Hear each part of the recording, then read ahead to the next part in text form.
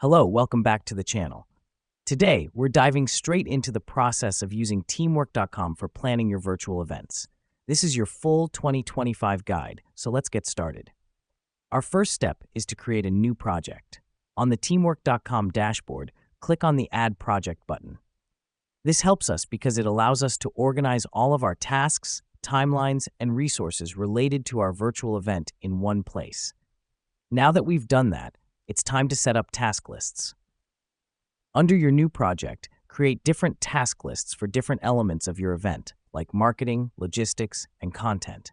The reason we do this is to break down our event into manageable chunks and assign responsibilities effectively. Next up, we're going to assign tasks to team members. Click on a task list, then click Add Task.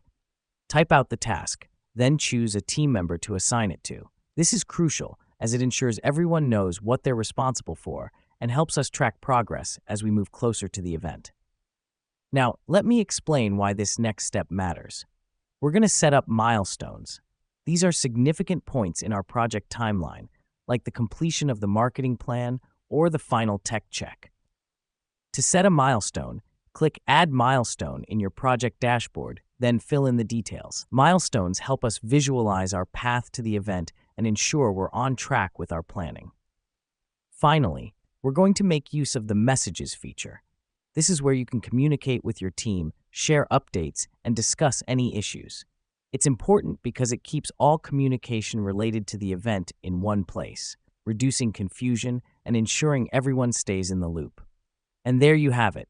With these steps, you'll be well on your way to planning a successful virtual event using teamwork.com.